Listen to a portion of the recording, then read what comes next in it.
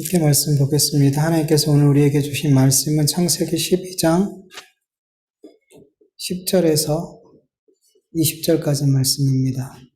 창세기 12장 10절에서 20절까지 교독합니다. 제가 먼저 읽습니다. 그 땅에 기근이 들었으므로 아브라함이 애굽에 거류하려고 그리로 내려갔으니 이는 그 땅에 기근이 심하였음이라. 애굽에 가까이 이르렀을 때 그의 아내 사라에게 말하되 내가 알기에 그대는 이르떠오니라. 애굽 사람이 그대를 볼 때에 이르기를 이는 그의 아내라 하여 나는 죽이고 그대는 살리리니 그러되 그대는 내 의라. 그러면 내가 그대로 말미암아 내 목숨이 그대로 말미암아 보존되리라 하니라.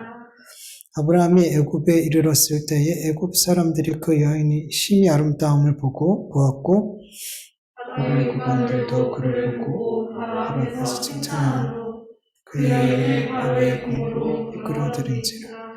이에 바로가 그로 말미암아 아브라함을 후대함으로 아브라함이 양과 소와 노비와 암수 나귀와 낙타를 얻었더라. 그래서 아브라함이 아내 사라의 일로 바로가 그 집에 큰 재앙을 내리신지라. 바로가 아브라함을 불러서 이르되 내가 어찌하여 나에게 이렇게 행하였느냐? 내가 어찌하여 그를 내 아내라고 내게 말하지 아니하였느냐? 내가 어찌 그를 위하여 내가 그를 데려다가 아내를 삼게 하였느냐? 내 아내가 여기 있으니 이제 데려가라 하고 같이 읽습니다. 바로가 사람들에게 그의 일을 명하매 그들이 그와 함께 그의 아내와 그의 모든 소유를 보내었더라. 아멘. 하나님께서 아브라함에게 가나안 땅이 너에게 복이 임하는 땅이다. 그곳에서 내가 너에게 복을 주겠다 말씀하셨는데 아브라함은 세상을 상징하는 애굽 땅으로 내려갔어요. 이것은 육적인 기근의 문제가 아니라고 했어요. 영적인 기근, 말씀의 기근이 그를 애굽 땅으로 내려가게 한 거죠. 하나님의 약속의 말씀을 굳게 믿고 붙들지 못하면 말씀의 기근이 오게 되어 있어요. 그런데 여러분, 우리가 하나님의 말씀을 많이 읽고 듣고 배우고 공부하면 우리의 삶에 영적인 기근, 말씀의 기근이 오지 않나요? 잘 모르겠어요. 여러분, 하나님의 말씀을 많이 듣고 배우고 읽고 공부해도 하나님의 말씀의 기근, 영적인 기근이 올 수 있어요. 여러분. 왜냐하면 하나님의 말씀이 내 안에 믿어지지 않으면, 그 말씀이 내 믿음과 결부되지 않으면 아무리 많이 배우고 듣고 공부해도 말씀의 기근이 온다는 거예요. 히브리서 4장 2절 세번역으로 보면 그들이나 우리나 기쁜 소식을 들은 것은 마찬가지입니다. 그런데 그들은 그 말씀이 그들에게 아무런 유익이 되지 못하였습니다. 그들은 그 말씀을 듣고서도 그것을 믿음과 결합시키지 않았기 때문입니다. 여기서 말씀을 듣고 믿음과 결합시키지 못한 그들은 누구를 말하냐 하면 광야 40년 동안 모세를 통해서 하나님의 말씀을 듣고 또 들었던, 그러나 하나님 앞에 광야에서 계속 죄를 짓고 불순종함으로 안식에 들어가지 못한 사람들, 그 광야에서 다 죽은 사람들, 그들을 말하고 있어요. 여러분, 하나님의 말씀을 아무리 많이 듣고 배우면 무엇하냔 말이에요. 아무리 신의 산에서 하나님의 음성을 직접 들으면 뭐하냔 말이죠. 하나님의 말씀이 믿음과 결합되지 않으면 그에게 유익이 없더래요. 영적인 기근을 피하지 못한다 그래요. 아브라함이 애굽에 내려간 것은 단순히 그 땅에 기근이 심하게 들었기 때문도 아니고 한 번도 경험해보지 못한 큰 문제를 만났기 때문도 아니에요. 이건 다 핑계란 말이에요. 여러분, 하나님께서 우리에게 주신 믿음은 세상이 감당할 수 없는 믿음이래요. 히브리서 11장에 믿음의 선진들이 얼마나 많은 고난과 환난과 시련과 학대와 궁핍과 환난을 믿음으로 이겼다는 것을 우리가 봤잖아요. 그들이 믿음으로 그렇게 다 감당하더라는 거예요. 아브라함이 애굽으로 내려간 것은 하나님의 말씀에 대한 의심과 불신과 그 말씀을 붙들지 못했기 때문이라는 거예요. 다른 문제가 아니라는 거예요. 다른 핑계를 댈 수가 없단 말이에요. 우리 안에 있는 믿음은 하나님의 말씀을 믿는 그 믿음은 어떤 고난도 이겨내게 한다 그러잖아요. 성경은. 그리고 믿음의 선지인지 그런 삶을 살았고요. 그는 단순히 그냥 눈앞에 있는 고난 때문에 그 기근 때문에 그 애굽 땅으로 내려간 게 아니었다는 거죠. 여러분 지금 이 시대에 내가 원하면 얼마든지 많은 말씀을 들을 수 있죠. 내가 듣고 싶어하는 그런 설교를 얼마든지 찾아서 하루 종일이라도 들을 수 있는 시대에 우리는 살고 있어요. 어느 시대보다 하나님의 말씀이 넘쳐나고 설교가 쏟아지고 있는 시대, 이런 시대가 없었어요. 그런데 지금 이 시대는 분명히 영적인 기근이 임하고 있어요. 최소한 우리나라 이민족의 영적인 기근, 말씀의 기근이 임하고 있어요.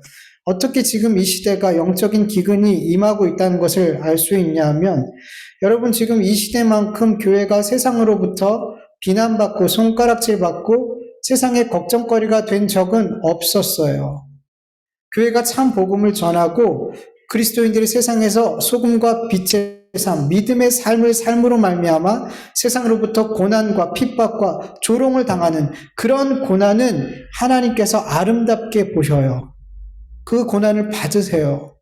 그런데 지금 우리 한국교회가, 지금 우리 그리스도인들이 당하고 있는 손가락질과 조롱은 우리의 죄 때문이라는 거예요. 정말 교회 공동체가, 그리스도인들이 세상에 속한 사람들보다 더 못한 삶을, 더 못한 공동체의 모습을 보이고 있다는 거예요. 그래서 지금 한국교회가, 그리스도인들이 손가락질 받고 걱정의 대상이 되고 있더라는 거죠. 베드로전서 2장 20절을 보면 죄가 있어 매를 맞고 참으면 무슨 칭찬이 있으리요. 그러나 선을 행함으로 고난받고 참으면 이는 하나님 앞에 아름다우니라. 여러분 지금 이 시대 우리 한국교회가, 지금 그리스도인들이 하나님 앞에 아름다운 고난을 당하고 있어요? 아니면 손가락질, 정말 우리의 죄 때문에 손가락질 당하고 고난당하고 있어요? 여러분 후자란 말이에요. 왜 그래요? 말씀의 기근 때문이에요. 영적인 기근 때문이에요. 하나님의 말씀이 그 어떤 때보다 넘쳐나고 설교자들의 설교가 넘쳐나지만 지금 이 시대는 그 어떤 시대보다 증거된 하나님의 말씀과 복음을 믿음과 결부시키지 못하고 있더라는 거예요. 그래서 영적인 극심한 기근이 지금 우리에게 이 땅에 임하고 있어요.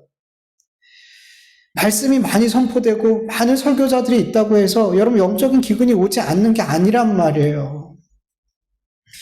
믿음과 결부되지 않는 말씀, 복음은 하나님의 말씀에 순종할 수 없어요. 세상이 감당할 수 없는 그런 믿음 절대로 살 수가 없어요. 영적인 기근 상태에 있는 교회와 그리스도인은 세상의 밥이에요. 세상의 밥이에요. 아무것도 못해요. 아무것도. 여러분 영적인 기근 상태는 사실 평상시에는 잘 확인되지 않아요. 교회도 그렇고 개인적으로도 그래요. 그런데 육적인 기근이 올 때, 이 육적인 고난이 올 때 비로소 확 드러나게 돼요. 이번 코로나로 인해서 교회와 교회 공동체와 그리스도인들이 정말 많은 말씀을, 정말 많은 예배를, 정말 많은 찬송과 많은 성경 공부를 하고 있는데 얼마나 큰 영적의 기근 상태에 있는지 드러나더라는 거죠. 여러분 하나님께서 우리 그리스도인에게 육적인 기근, 고난을 주신 중요한 이유 중에 하나가 뭐냐면 너의 지금 영적인 상태가, 영적인 기근의 상태가 어떠한지를 우리에게 알려주시려고 그렇게 하시는 거란 말이에요. 여러분 이스라엘이 영적인 기근에 있을 때 하나님께서 어김없이 그들을 재앙으로 치셨어요. 전염병, 전쟁, 칼, 메뚜기, 황충. 근데 가장 많이 사용했던 게 기근이에요. 영적인 기근을, 육적인 기근을 통해서 알려주시더라는 거예요. 그들을 죽이려고 하는 게 아니에요. 이러한 재앙은 그들을 그들의 지금의 영적인 상태를 확인하게 하시고 회개하게 하시고 하나님의 말씀으로 다시 돌아오게 하기 위해서, 하나님의 말씀을 다시 믿는 삶으로 돌아오게 하기 위해서 그런 일들을, 그런 재앙을 주시는 거예요. 영을 살리기 위해서 육의 고난과 기근을 사용하시는 거죠. 그래서 여러분, 우리 그리스도인에게 그리고 교회 공동체에 육적인 기근, 고난이 오게 되면 가장 먼저 이 문제, 이 기근 좀 빨리 해결해 주세요, 이렇게 매달리는 게 아니란 말이에요. 하나님은 그걸 원하는 게 아니란 말이에요. 지금 나를 보라고 말씀하시고 있는 거란 말이에요. 너무 큰 소리로. 우리는 그런 고난이 오면 크게 듣잖아요. 예민해지잖아요. 근데 그 문제 해결해 주세요, 그 문제 해결해 주세요, 이건 뭐냐면 안 들리게 해주세요, 안 들리게 해주세요. 듣고 싶지 않아요, 듣고 싶지 않아요, 여러분. 아니에요, 여러분. 우리는 그렇게 하면 안 돼요. 하나님, 제가 지금 영적인 기근에 있습니까? 저의 신앙의 삶을 돌아보게 해주세요. 지금 제가 하나님의 말씀은 열심히 배우고 있는데 그 말씀을 믿음과 결부시키지 못하고 있습니까? 그렇게 내 모습을 기도하면서 하나님 앞에 보여달라고, 지금 나의 모습을 깨닫게 해달라고 기도하는 거예요. 그리고 내가 영적인 기근의 상태에 있다면 하나님 도와주세요. 제가 하나님의 말씀을 제가 믿음으로 순종하게 해주세요. 말씀과 믿음이 하나 되게 해주세요. 여러분, 말씀과 기도는 한 몸이에요. 여러분이 아무리 말씀을 듣고 복음을 들어도 여러분이 그 말씀 가지고 뭐 해야 돼요? 반드시 기도해야 돼요. 여기서 듣고 깨달은 것 같죠? 아니요. 여러분, 그 말씀 갖고 기도할 때, 그 말씀 갖고 기도하는 순간 내 안에 계신 성령님이 내 삶에 꼭 맞게 그 말씀을 적용시켜 주신단 말이에요. 꼭 맞게 들어야 될 말씀을 들려주신단 말이에요.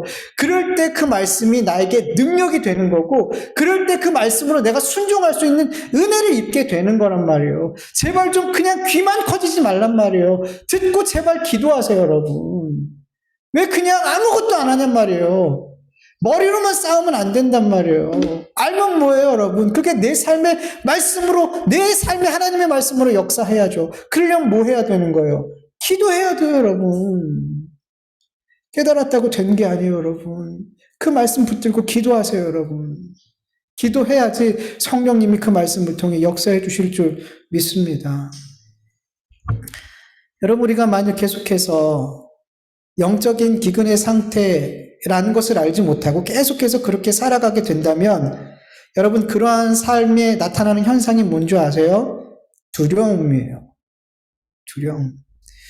본문 11절에서 13절까지 보면은 아브라함이 애굽에 가까이 이르렀을 때 아브라함이 그의 아내 사라에게 이렇게 말해요. 내가 알기에 그대는 아름다운 여인이라. 애굽 사람이 그대를 볼 때 이르기를 이는 그의 아내라 하여 나는 죽이고 그대는 살리리니 원하건대 그대는 나의 누이라 하라. 그러면 내가 그대로 말미암아 안전하고 목숨이 그대로 말미암아 보존되리라. 이렇게 얘기했어요. 아브라함과 사라는 10살 차이가 나잖아요. 아브라함이 75세 때 가나안으로 출발했으니까 최소한 65세 이상이었단 말이죠. 사라의 나이는. 그럼에도 그의 외모가 아름다웠대요. 예. 사라의 외모에 대한 평가는 아브라함의 주관적인 평가가 아니었어요. 객관적인 평가였어요. 예. 모든 사람들이 보았을 때 그 나이인데도 불구하고 아름다웠어요. 네. 그런데 아브라함이 애굽에 가까이 이르게 되었을 때 사라의 그 아름다운 외모가 오히려 그에게 큰 두려움으로 작용하게 됐어요.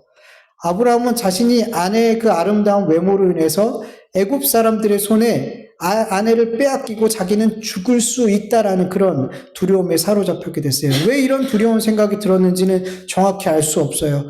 고대 애굽 사람들은 다른 사람의 아내를 빼앗고 그 남편을 죽이는 일이 실제로 있었는지, 그리고 그러한 소문을 아브라함이 듣고 그것으로 인해 두려운 마음을 가졌는지, 아니면 그냥 막연하게 내 아내로 말미암아 내가 정말 죽을 수도 있겠다. 그런 곳에는 애굽 다른 나라니까 그 사람들은 어떻게 나를 대할 줄 모르니까 그런 막연한 두려움에 사로잡혔는지 알지 못해요. 그러나 분명한 것은 아브라함은 애굽에 내려갈 때 분명 두려움이 있었더라는 거예요. 그리고 그 두려움은 자신의 아름다운 아내 사례로 인해 내가 죽을 수도 있다라는 그 두려움으로 증폭이 돼버린 거죠. 여러분, 하나님의 백성들이 하나님의 말씀을 믿지 못하고 불순종하여 하나님께서 원치 않는 선택을 하게 될 때 두드러지는 현상이 두려움, 걱정, 근심인 거예요. 여러분, 하나님의 말씀을 믿지 못하고 불순종하여 내가 원하는 선택을 하는 이유가 뭘까요? 하나님의 말씀에 순종하는 것이 두렵고 근심되고 걱정되기 때문이잖아요. 하나님의 말씀에 순종하면 손해볼 것 같아요. 막 실패할 것 같고 성공하지 못할 것 같고 막 자존심 구겨질 것 같고 행복하지 않을 것 같아요. 그래서 그런 두려움들로 인해서 하나님의 말씀에 선뜻 순종하지 못하게 돼요. 그런데 여러분, 하나님의 말씀에 불순종해서 내가 원하는 걸 선택하게 됐을 때 마음에 두려움도 없고 걱정도 없고 근심도 없고 행복하고 편안하더라는 거예요. 편안하냔 말이에요. 아니란 말이에요. 혹 내가 원하는 선택을 해서 정말 손해를 안 보고 성공을 하고 자존심이 세워지고 평안하고 그렇게 행복해진 것 같아요. 그런데 여러분, 그게 진짜냔 말이에요. 아니란 말이에요. 나중되잖아요. 그럼 그 사람이 진짜 하나님의 백성이면 그 선택으로 인해서 하나님께서 반드시 더 불안하고 더 두렵고 더 큰 근심을 그에게 주더라는 거예요. 하나님은 반드시 하나님의 말씀에 순종 안 하고 내 마음과 내 죄악을 따라 선택했을 때 그게 죄라는 걸 반드시 하나님 백성에게 알려주신단 말이에요. 아브라함도 가나안 땅으로 가게 됐을 때, 이것이 살 길이라고 생각하고 가게 됐을 때 얼마 지나지 않아서 이 선택으로 말미암아 그는 죽음에 대한 공포를 느끼게 됐더라는 거예요. 얼마 가지도 않았는데. 여러분, 하나님의 백성들은 하나님의 말씀을 믿고 순종하는 것보다 더 좋은 선택이 없다는 것을 믿어야 돼요. 하나님의 말씀을 믿고 그 믿음으로 무엇인가 선택할 때 분명 두려워요. 근심도 되고 걱정이 있을 수 있어요. 그런데 하나님의 말씀을 믿고 그 믿음으로 순종한 자들에게 하나님께서 그 두려움과 근심과 걱정을 넉넉히 이길 수 있는 하늘의 평안을 주시더라는 거죠. 죽으면 죽으리라, 이런 담대함을 주시더라는 거예요. 여러분, 마귀는 끊임없이 우리 그리스도인들이 하나님의 말씀을 믿음으로 순종하지 못하게 하기 위해서 하나님의 말씀에 순종하게 될 때 내 삶이 얼마나 불행하게 될지, 얼마나 손해보게 될지, 얼마나 많은 것을 잃어버리게 될지 막 이런저런 생각과 계산을 하게 만들더라는 거예요. 그래서 하나님의 말씀에 순종하기를 두렵게 만들고 꺼려지게 만들고 결국엔 내 생각과 판단이 옳은 것처럼 느껴지게 역사하더라는 거예요, 마귀는. 여러분, 이스라엘 백성들이 광야에서 가나안 땅으로 정탐꾼을 보내고 그들이 돌아와서 보고를 하죠. 그런데 갈렙과 여호수아를 제외한 10명의 정탐꾼들이 어떻게 보고해요?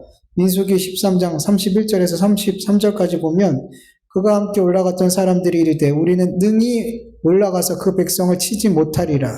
그들은 우리보다 강하니라 하고 이스라엘 자손 앞에서 그 정탐한 땅을 악평하여 이르되 우리가 두루다니며 정탐한 땅은 그 거주민을 삼키는 땅이요 거기서 본 모든 백성은 신장이 장대한 자들이며 거기서 네피림의 후손인 아낙 자손의 거인들을 보았나니 우리는 스스로 보기에도 메뚜기 같으니 그들이 보기에도 그와 같을 것이니라.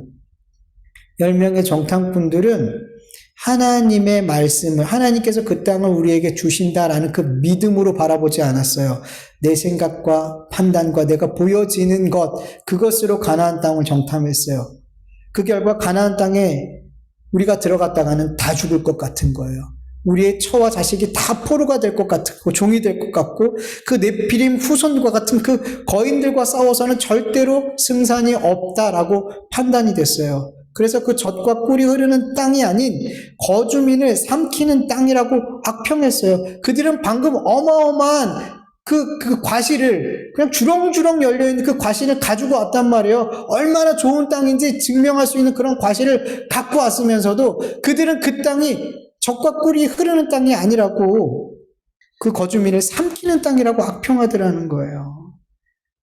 이 말을 들은 백성들은 어떻게 반응했어요? 민수기 14장 1절에서 4절 온 회중이 소리 높여 부르시며 백성이 밤새도록 통곡하였더라. 이스라엘 자손이 다 모세와 아론을 원망하여 온 회중이 그들에게 이르되 우리가 애굽 땅에서 죽었거나 이 광야에서 죽었으면 좋았을 것을 어찌하여 여호와가 우리를 그 땅으로 인도하여 칼에 쓰러지게 하려 하는가? 우리 처자가 사로잡히리니 애굽에 돌아가는 것이 낫지 아니하랴. 이에 서로 말하되 우리가 한 지휘관을 세우고 애굽으로 돌아가자. 백성들도 하나님의 말씀을 믿지 않았어요.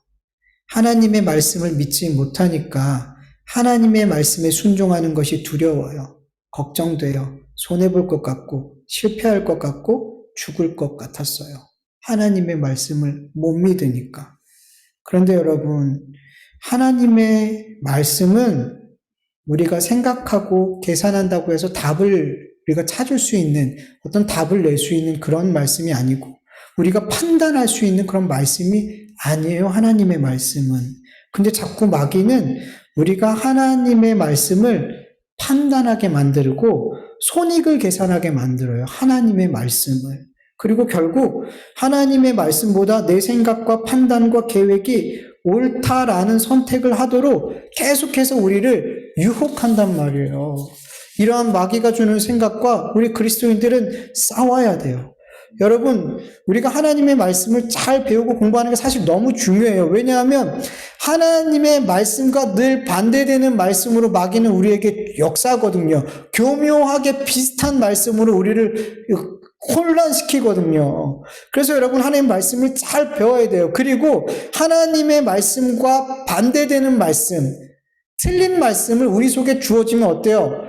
즉시 싸워야 돼요. 그 말씀은 내 마음에 가둬두잖아요. 그러면 그 말씀이 진짜 하나님의 말씀처럼 나에게 다가와요. 왜냐하면 그게 더 좋거든요. 그 말이 나에게 더 꿀처럼 달거든요. 그래서 이 말씀이 하나님의 말씀이었으면 좋겠는 거예요. 그래서 여러분, 그런 잘못된 말씀이, 거짓된 말씀이 내 안에 탁 들어오게 되면 바로 싸우지 않으면 져요. 바로 싸우세요, 여러분. 바로 그 말씀과 싸우시고 물리쳐야 돼요. 예수님이 그러셨어요, 여러분. 우리 그리스도인들에게 하나님의 말씀을 믿고 순종하는 것보다 더 좋은 선택과 결과는 없다는 걸 여러분 믿으셔야 돼요. 그걸 선포하셔야 돼요. 이 하나님의 말씀을 믿고 순종하는 것이야말로 우리 안에 있는 두려움과 걱정과 근심과 그리고 육신의 기근과 같은 수많은 문제들을 이겨내고 하늘의 평안을 누릴 수 있고 담대함을 얻을 수 있는 유일한 길이라는 걸 여러분 믿으시고 축원합니다. 여러분, 갈렙과 여호수아 보세요. 그들은 자기가 보는 것으로 생각하고 판단하고 계산하고 그렇게 가나안 땅을 보지 않았어요. 하나님 주신 그 믿음, 그 말씀을 그냥 믿어버렸어요. 이 땅을 우리에게 주시겠다라는 그 믿음을 갖고 그 믿음의 눈으로 처음부터 가나안 땅을 들어가서 보기 시작했더라는 거예요.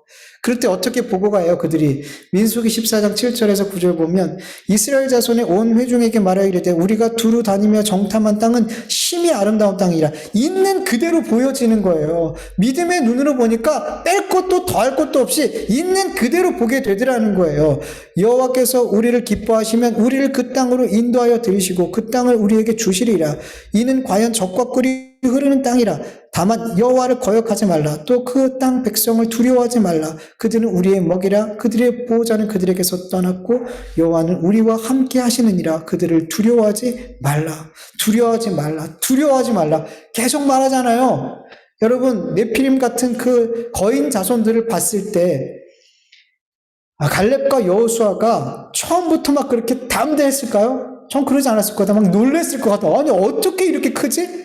그들이 지은 성을 보면서 어떻게 이렇게 높고 견고하지? 놀랬을 것 같아요. 우리가 이 땅을 과연 정복할 수 있을까? 분명 그런 생각이 들었을 거란 말이에요. 그런데 그들이 뭘 회복한 거예요? 그래, 이 땅을 하나님 주시겠다고 약속하셨지. 그리고 믿음으로 계속 보고 그 땅을 정탐하니까 하나님이 그 마음에 그 걱정과 근심이 아닌 담대함을 주시더라는 거예요. 그리고 그 네피림 같은 거인들을 내 밥이구나, 우리의 밥이구나, 그렇게 보여질 정도로 하나님께서 그들을 담대하게 해 주시더라는 거예요. 여러분, 하나님의 말씀을 믿고 그 말씀에 순종할 때 여러분, 우리는 정말 두려움을 이기게 된단 말이에요. 마귀가 계속해서 우리를 공격할 때 하나님의 말씀을 믿고 순종할 때 우리의 마음에 두려움을 막 넣어줄 때 그게 아니야, 그렇게 하면 죽어, 큰일 나라고 말할 때 여러분, 그 말씀과 대적하고 싸워 이길 수 있기를 간절히 축원합니다. 여러분, 하나님의 말씀에 순종하는 것보다 더 나은 선택은 없어요. 없어요. 절대로 없어요. 이 낭떠러지로 가. 죽는 것 같지만 가는 게 맞는 거예요. 그게 맞는 거란 말이에요, 여러분. 근데 우리는 하나님 여기 낭떠러지잖아. 여기로 가면 죽어요. 근데 하나님 계속 가라 그래요.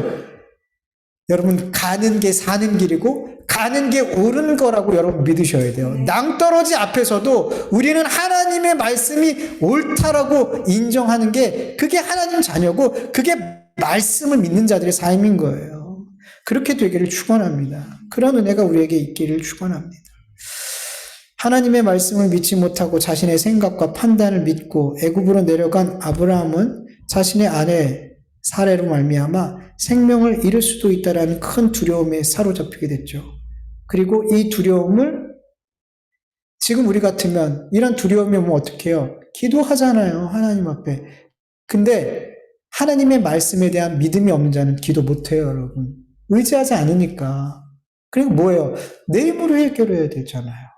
여러분, 마음의 두려움, 하나님의 말씀을 믿지 못하고 두려워하는 자들은 계속 악순환이에요. 계속 하나님을 믿지 못하기 때문에 내 힘으로, 내 지혜로, 내 환경, 내 배경, 계속 그런 것을 의지할 수밖에 없어요. 악순환이란 말이에요. 하나님을 의지하지 못하고 말씀을 붙들지 못하니까 이 두려움을 누가 해결해야 돼요? 내가 해결해야 되잖아요. 그리고 낸 지혜, 그가 생각해낸 방법이 뭐예요? 내 아내를 누이로 속이는 거예요. 맞아요. 누이 맞아요. 친척이에요. 그러나 아내잖아요, 지금. 누이라고 하면 안 되죠. 그거 거짓말이잖아요. 자기의 지혜로 이 두려움을 극복하려 할 때 가장 먼저 사용했던 게 뭐예요? 거짓말. 이거 하나님의 방법이에요? 아니더라는 거예요. 하나님을 하나님의 말씀을 믿지 못하고 두려움이 오게 될 때, 그 두려움을 내가 해결하려고 할 때, 그건 하나님의 방법이 아닌 마귀의 방법이더라는 거죠. 사례를 자신의 누이를 속이고 애굽 사람들이 자기를 죽이지 않을 뿐만 아니라 이 방법을 사용했을 때 오히려 복을 얻을 수 있다, 잘 될 수 있다라는 생각까지 아브라함은 했어요. 본문 13절에 보면 아브라함은 사라에게 그대는 나의 누이라 하라. 그러면 내가 그대로 말미암아 안전하고라고 말하죠. 안전하다라는 히브리어 단어의 뜻을 보면 좋게 만들다, 유익을 끼치다, 성공하다, 복을 받다, 선을 행하다, 후대하다 이런 뜻이에요. 즉 단순히 아브라함은 아내를 누이라고 속일 때 자기의 생명만 안전하게 보존되는 것이 아니라 애굽 사람들이 사례를 아내로 맞이하게 됨으로 말미암아 자신이 유익을 얻고 복을 얻고 성공하게 될 것까지 생각을 했더라는 거예요. 아내를 팔아서 생명도 유지하고 이익도 얻게 되는 것. 이게 바로 믿음의 조상이라고 불리는 아브라함의 머리에서 나온 계획이었어요. 그리고 사라에게 자신의 이 계획을 받아들여 달라고 간청을 해요. 13절에 보면 원하건대 얌전하게 표현되어 있잖아요. 근데 히브리 원어를 보면 제발 이런 뜻이에요. 제발 내 뜻대로 좀 해줘요. 제발 부탁이야. 뭐예요? 제발 부탁이니 다른 애굽 사람의 남편이 되어줘. 애굽 사람이 나를 죽이지 않도록 당신이 그의 남편이 되어줘. 제발 부탁해. 그렇게 청하더라는 거예요. 간절하게. 지금 이런 남편이 있으면 어떡하게 됐어요? 위자료 챙겨서 나와야죠. 이런 남편이 인간 말종이죠. 남편으로서 어떻게 이길 수 있어요? 자기 살겠다고. 근데 이런 말을 아브라함이 했고 아브라함이 계획했다니까요. 여러분, 아브라함은 하나님의 말씀을 믿지 못하고 그렇게 자기의 생각과 계획을 따라서 애굽으로 내려가게 됐을 때 큰 두려움이 임하고 이걸 자기의 지혜로 해결하려고 했어요. 근데 그 과정을 보니까 너무 이기적이고 파렴치하고 비굴하더라는 거예요. 어떻게 이렇게 망가질 수 있어요, 여러분? 간단해요, 여러분. 우리도 이렇게 될 수 있어요, 여러분. 아브라함이 어떻게 이런 짓을, 아니요, 우리도 그렇게 돼요. 어떤 상황에 있으면 하나님의 말씀의 기근이 우리에게 임하면, 영적인 기근이 임하면 아브라함처럼 우리 될 수 있다니까요. 본토 친척 아비집을 떠나온 아브라함이 우리가 그런 믿음을 갖고 살아가고 있지만 우리가 영적인 기갈이 오면은 우리도 아브라함처럼 그렇게 나 살고자 마귀의 방법을 선택할 수 있단 말이에요. 우리도 여러분. 만약에 하나님의 말씀을 믿었다면 아브라함은 물론 가나안 땅을 떠나지도 않았겠지만 자기가 죽을 거라는 두려움에 사로잡히지도 않았을 거예요. 사례를 다른 남자의 아내로 내어줄 수 있다라는 그런 어떤 생각을 어떻게 할 수 있냔 말이에요. 못하죠. 하나님께서는 분명 아브라함에게 복을 주신다고 아니, 그가 복이 되게 하신다고 약속하셨고, 그 이름을 창대케 하신다고 약속하셨고, 그로 인하여 큰 민족을 이루어 주시겠다고 약속하셨단 말이에요. 그렇다면 아브라함은 기근으로 죽으면 돼요, 안 돼요? 안 돼요. 애굽 땅에 들어간다고 해서 죽으면 돼요, 안 돼요? 안 돼요. 그의 아내가 다른 사람의 남편이 되면 안 된단 말이에요. 다 안 되고 그럴 수 없단 말이에요. 근데 믿음이 없으니까, 하나님의 말씀을 못 믿으니까 죽을 것에 대한, 죽을 수도 있다라는 두려움에 사로잡히고 아내를 포기해 버리더라는 거예요.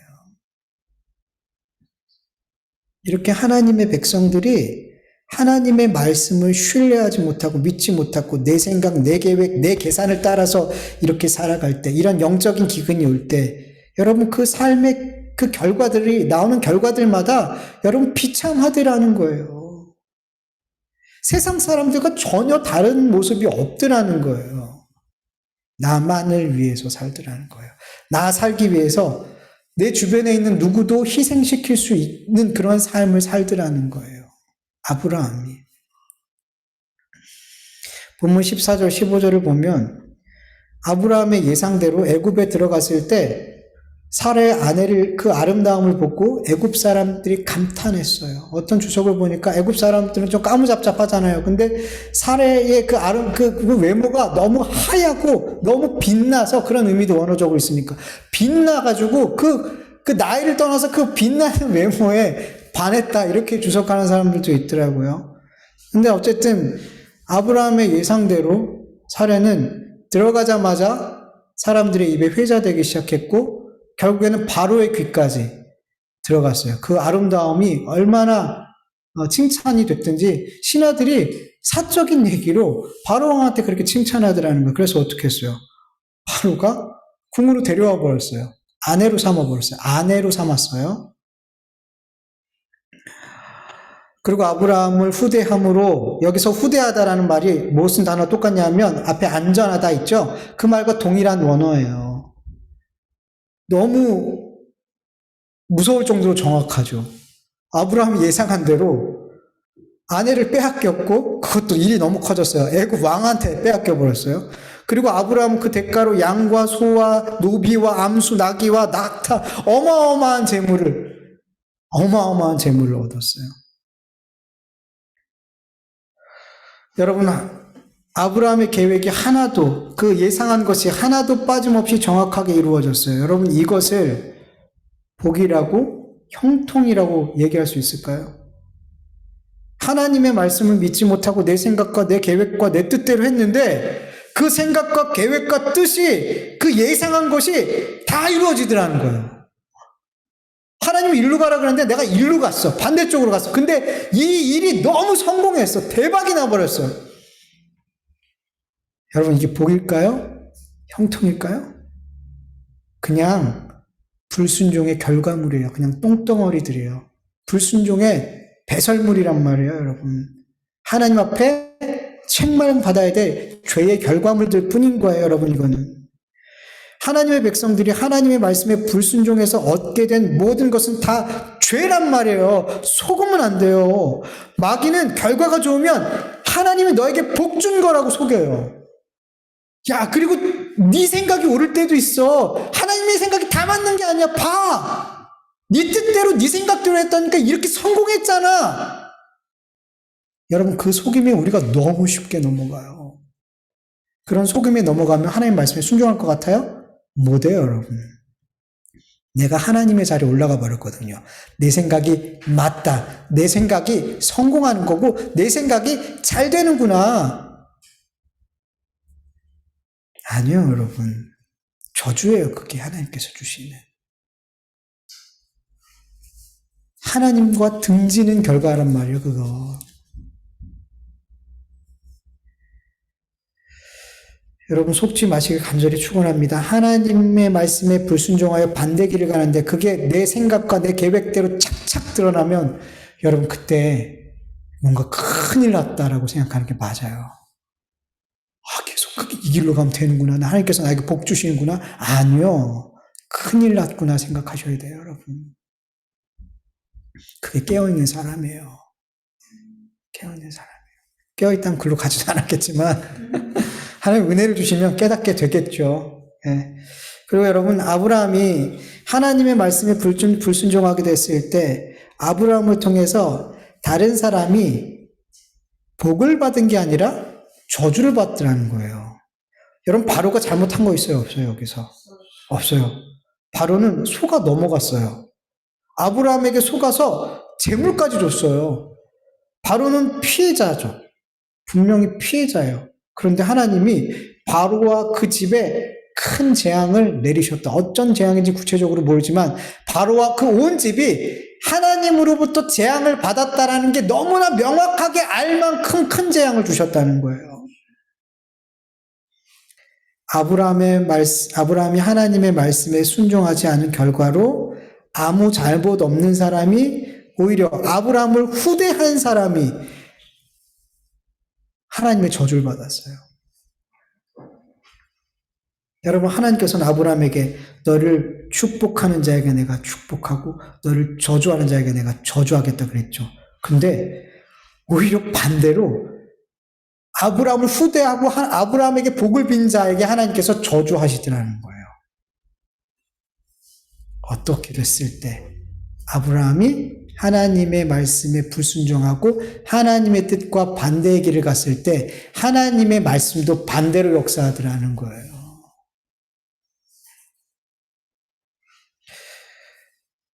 불순종한 하나님의 길과 하나님의 말씀과 반대로 가는 사람들 여러분 절대로 피하시기를 축원합니다. 그게 성공하는 것 같고 세상에서 잘 되는 것 같잖아요. 아니요, 여러분. 같이 망하는 길이고 하나님의 저주가 임하는 거예요. 교회에서 하나님의 말씀, 복음과 반대로 가리키는 그런 교회가 있다면 그곳에 아멘하고 이곳이 조사오니 하고 있다간 큰일 나는 거예요, 여러분. 하나님의 백성들이 불순종하게 될 때 그게 나에게만 영향을 주는 게 아니라 나의 죄와 상관없는 사람에게까지도 영향을 주더라는 거예요. 오히려 아브라함을 축복하는 자가 저주를 받더라는 거예요. 만약에 이때 아브라함에게 저주한 사람이 있다면 하나님께서 복 주셨을 거예요. 분명히 그렇게 하셨을 거예요.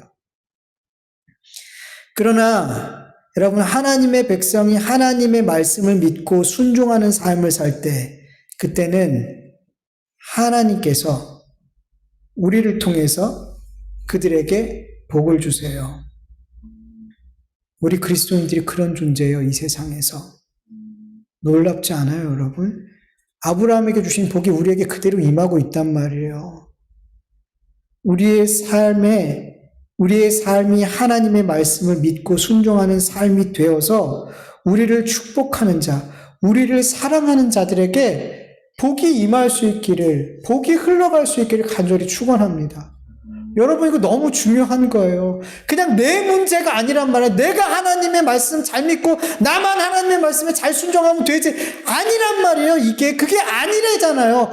너로 말미암아 모든 민족이 복을 받는다고 하잖아요. 이게 우리에게 그대로 적용된단 말이에요. 내가 하나님의 말씀에 순종하고 내가 가나안 땅에 머물러 있고 그 말씀을 지키어 살아갈 때 여러분, 나를 축복하는 자들, 나를 사랑하는 자들이 나로 말미암아 복을 받아요. 얼마나 감사해요. 내 인생이 내 것만 아니란 말이에요. 나로 말미암아 내 가족이 복을 받고 나로 말미암아 내 교회 공동체가, 내가 일하는 공동체가 복을 받을 수 있대요. 그게 하나님의 약속이에요. 그러니 어떻게 해야 돼요, 여러분? 정말 내가 복이 되는 삶을 살아야죠. 근데 자꾸만 너무 많은 그리스도인들이 이 귀한 은혜를 모르고 하나님의 말씀에 불순종하고 믿음을 떠나서 내 마음대로 내 뜻대로 살려고 해요. 자꾸 그리스도인들이. 그건 나만 잘못되는 삶이 아니란 말이에요. 내 가정이, 내 일터가, 내 공동체가 나 때문에 그들이 나를 사랑하는 것밖에 없는데, 그 사람들이 나를 후대하고 나에게 잘해준 것밖에 없는데 그 사람들이 나 때문에 하나님의 복이 임하는 게 아니라 저주가 임한다면 여러분 마음이 어떻겠어요? 여러분, 나뿐만 아니에요. 나 위해서만 아니에요. 나 주변에 있는 내가 만나는 모든 사람들을 위해서 여러분, 하나님을 믿기를 축원합니다. 그 말씀에 순종할 수 있기를 간절히 축원합니다. 우리를 통해서 우리를 사랑하고 우리에게 복을 비는 자들에게 하나님께서 그들에게도 복을 주실 줄 믿습니다. 우리 같이 주신 말씀 기억하면서 같이 잠시 기도하죠.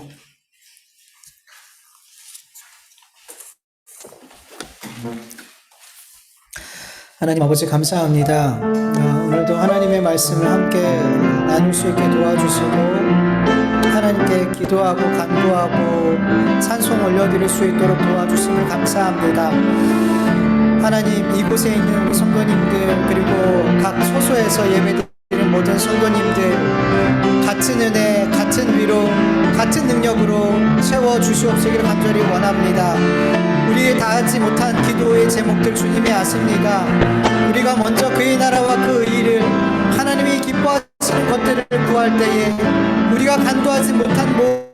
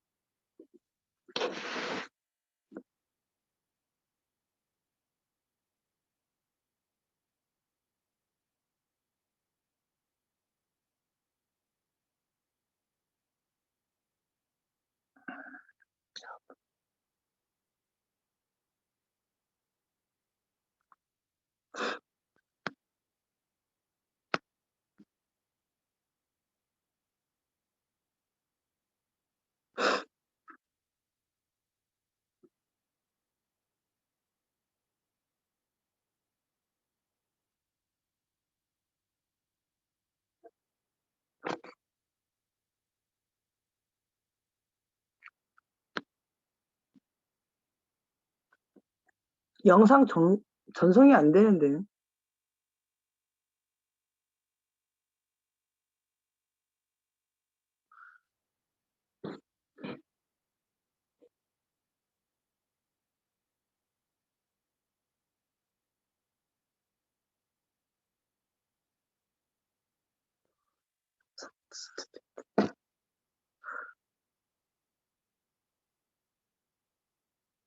안 돼, 안 돼. 안 돼요.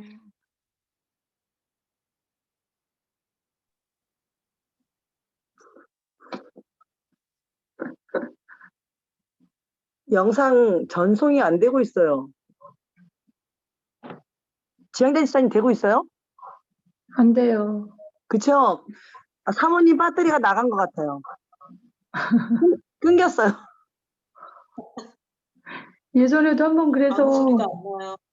네. 예전에도 한번 그래서 충전하면서 계속 그럼- 했었을 텐데, 오늘은 충전을 못 하셨나 보네요. 못 하셨나 보네요. 우리끼리 얘기해야 되겠는데요?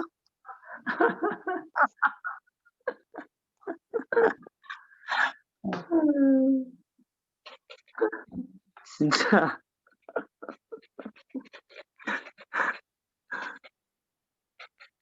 근데 목사님 모르시는 건가? 아니, 내가 영상이 전송 안 된다고 문자 저기 보내긴 했는데.